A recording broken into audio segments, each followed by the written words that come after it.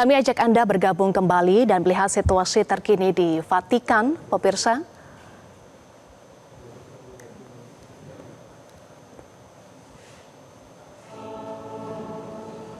Oremus pro Ecclesia Sancta Dei. Que Deus Todo-Poderoso May Almighty sustente God, com by a His sua faithfulness, fidelidade confirm a us all, todos, pastors and pastores e faithful fiéis, alike, in a para que wholehearted vivam a obedience obediência to the gospel. incondicional ao Evangelho.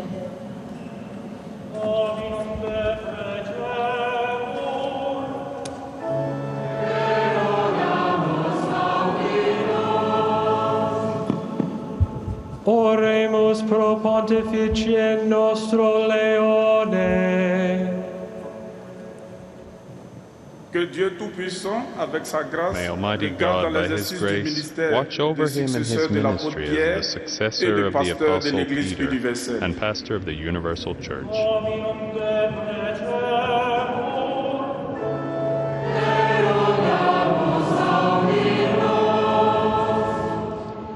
ليولد الله الكلي القدرة بحكمته May Almighty عقول God, by His الحكام wisdom, enlighten their ويرشدهم minds and إلى lead بناء them to حضارة help المحبة. build the civilization of love.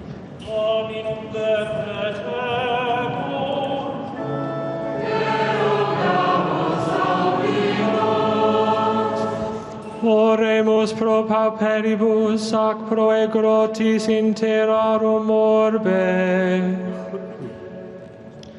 Wszechmogący Pemirsa, Anda masih bersama kami di Breaking News Metro TV. Masih kita saksikan bagian penutup misa intronisasi dan juga inaugurasi Paus Leo ke-14 yang digelar di lapangan Santo Petrus, Vatikan sejak pukul 10 pagi waktu setempat.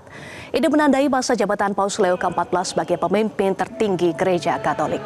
Sudah terhubung bersama kami Matias Haryadi Vatikanis. Selamat sore Pak Matias. Ya, selamat sore Mbak Eva Wondo dan pemirsa Metro TV dimanapun Anda berada. Iya, Pak Matias, setelah inaugurasi yang menandai masa jabatan Paus Leo ke-14, akan seperti apa kepemimpinan Paus Leo ke-14 nanti? Saya mencoba mencermati 3 hal seperti yang ada di homili tadi.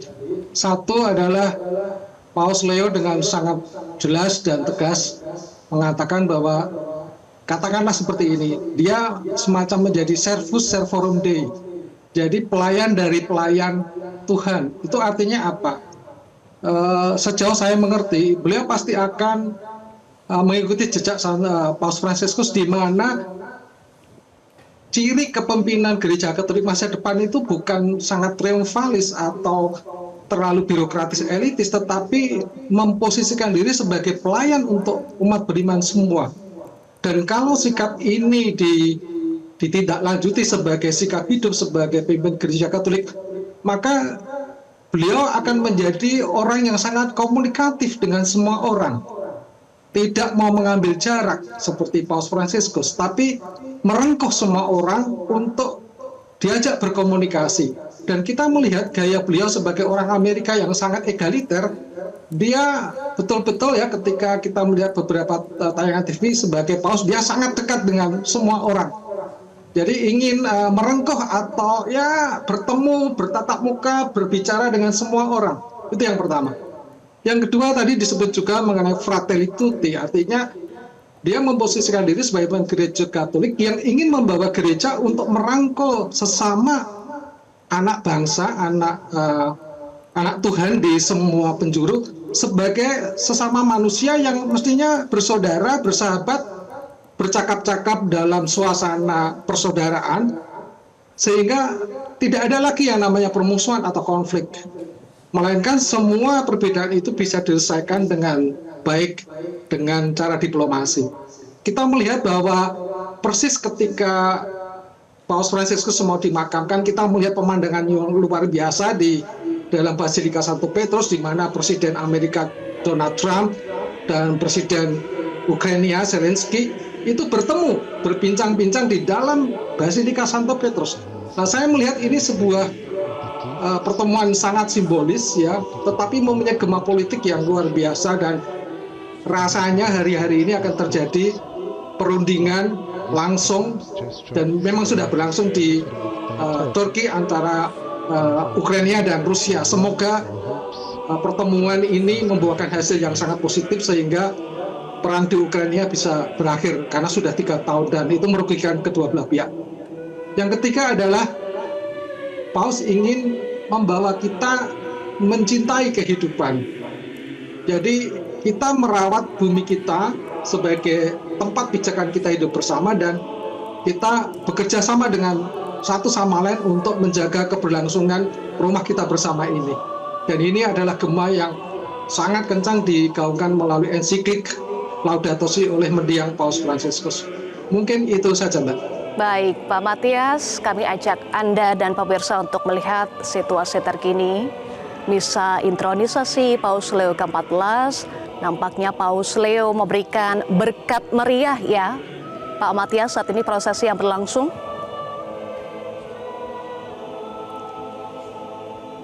Bisa Anda komentari sedikit, Pak Matias, terkait dengan prosesi yang saat ini berlangsung dalam rangkaian misa intronisasi Paus Leo ke-14, Pak Matias?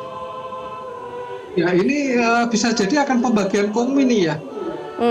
Kalau tidak salah jumlah imam itu sudah berjejer dan mungkin akan membagi komuni. Jadi mungkin tidak misa lengkap dengan konsekrasi dan seterusnya, tetapi mungkin langsung pembagian komuni. Semoga saya tidak salah ya. Semua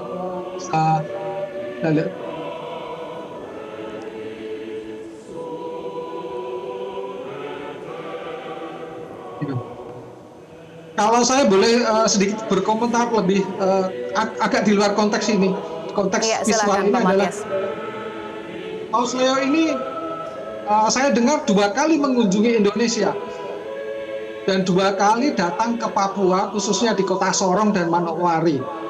Jadi teman-teman saya Romo-Romo OSA dari Sorong itu mengkonfirmasi bahwa bulan Januari 2003 beliau berkunjung ke Papua dan mengunjungi Sorong dan Manokwari. Dan teman-teman imam di Papua, khususnya Ordo Santo Agustinus, sangat terkesan dengan perjumpaan ini. Jadi di sana juga ada suster OSA dari Ketapang, Kalimantan Barat, ada suster Dion Appelman dari Belanda. Dia merupakan misionaris suster OSA terakhir yang berkarya di Ketapang. Jadi saya sendiri berkali-kali ke Ketapang dan menulis buku tentang sejarah misi suster Agustinesen dari Heemstede, Belanda di Ketapang. Jadi suster Dion ini termasuk misionaris terakhir yang meninggalkan Indonesia karena pertimbangan sangat strategis, karena sebagai orang Belanda kalau dia tinggal lama di Indonesia nanti pasti akan juga merepoti teman-teman suster Agustinesen Indonesia karena perbedaan bahasa, perbedaan kultur dan macam-macam.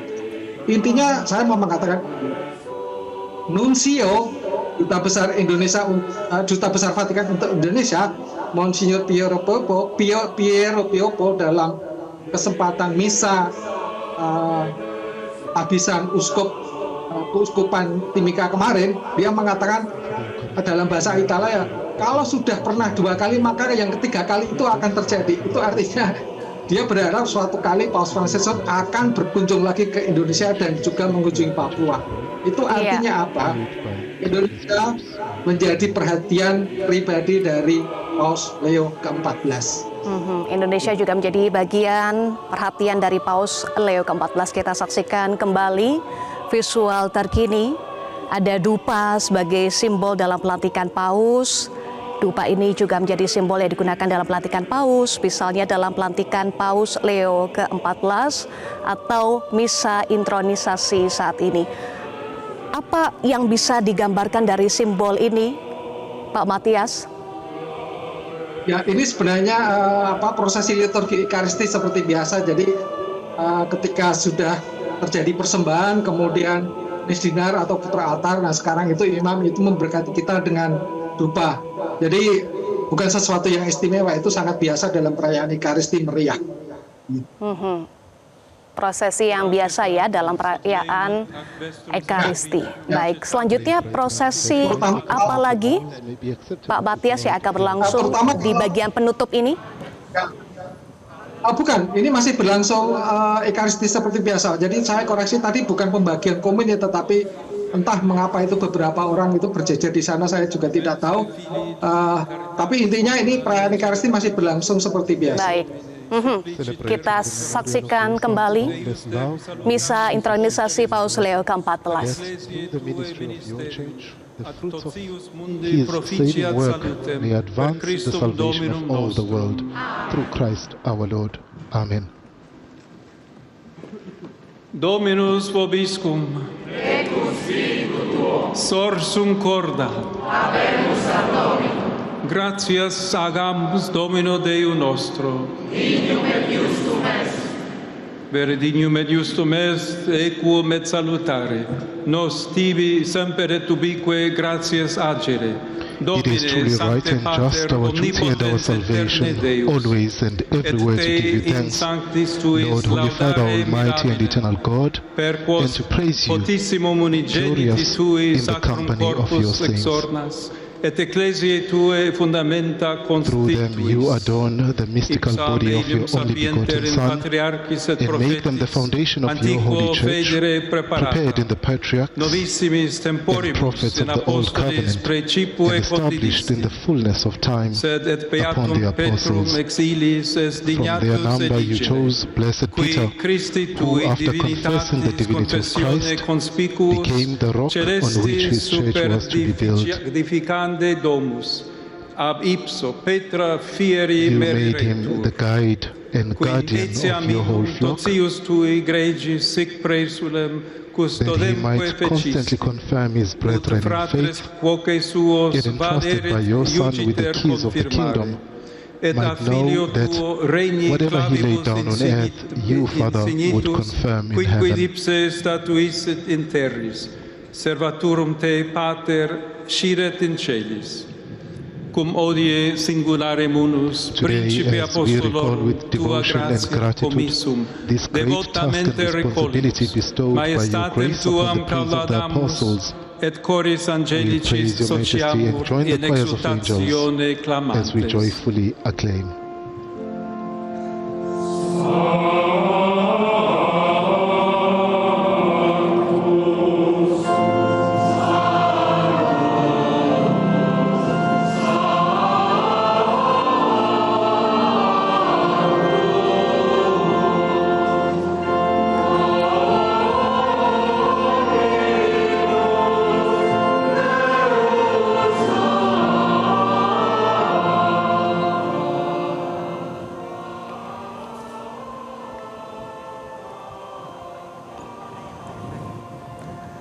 Iya, Pak Matias, apa kemudian pesan-pesan tadi kalau Anda rangkum dari pernyataan yang disampaikan oleh Paus Leo ke-14 kepada umat dalam homili yang disampaikan?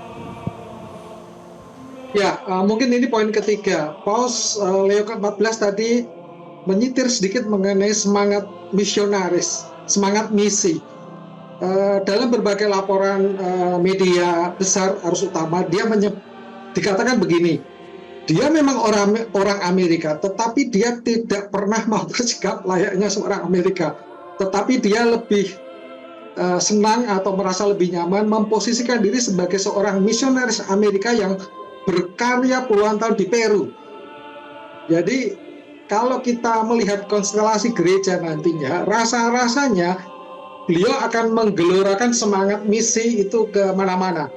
Dan dalam konteks ini, Indonesia itu menyumbang luar biasa bagi kepentingan misi. Jadi Paus Fransiskus itu 2 tahun lalu, bulan Februari, itu mengatakan, teman-teman kalau dimanapun itu terjadi kekurangan tenaga pastoral, ingat ya, pulau-pulau di Indonesia itu siap menyumbang tenaga misionaris. Dan benar, dimanapun berada itu banyak imam dan suster asal Indonesia itu berkarya di luar negeri. Jadi ini lucu ya, dulu kita gereja Indonesia datang dari Eropa, tapi sekarang imam-imam kita banyak berkarya di Eropa dan di belahan dunia yang lain termasuk Amerika Latin. Jadi itu dalam konteks internasional. Tapi dalam konteks nasional, kita menghargai langkah-langkah uskup di Gereja Katolik Indonesia yang mengirim imam-imam diosesan mereka ke luar wilayah pastoral keuskupan mereka. Jadi salah satunya yang saya pribadi kagum adalah kebijakan Bapak Uskup kita, Bapak Uskup KAJ, Ignatius Suara, yang mengirim imam-imam diosesan mereka untuk berkarya di paroki Bomomani, itu Keuskupan Timika, jauh dari pusat kota.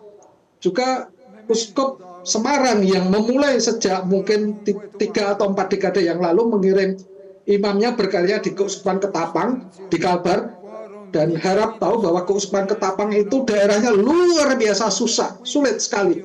Jadi saya beberapa kali mengunjungi keuskupan ini bersama Bapak Uskup Pius dan merasakan sendiri bagaimana untuk masuk ke stasi-stasi itu kita harus melalui jalur sungai karena tidak ada lain.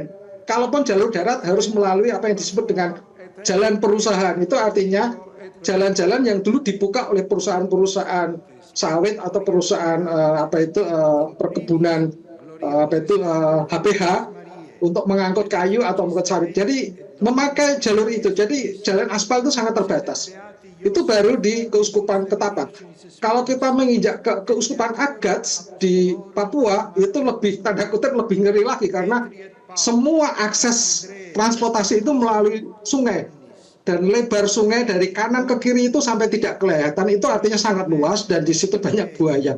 Jadi saya pernah tahun 2013 dengan Monsinyur Aloysius dan juga teman-teman KBKK, kelompok bakti kasih, Dr. Irin dan kawan-kawan itu mengunjungi beberapa lokasi stasi, bahkan sampai ke stasi Sagare itu 10 jam naik speedboat. Dan ya itu saya bisa memaklumi bahwa biaya untuk pastoral seperti ini luar biasa. Jadi memang diminta juga mungkin kesadaran dari umat kita dimanapun, ya sekali waktu nyumbanglah keuskupan lain yang butuh dana besar untuk kegiatan pastoral. Begitu, Mbak. Baik, terima kasih untuk ulasan Anda, pemerhati berita-berita Vatikan dan pemimpin redaksi Sesawi.net, Matias Haryadi sudah bergabung bersama kami di Breaking News Metro TV. Jelajahi cara baru mendapatkan informasi. Download Metro TV Extend sekarang.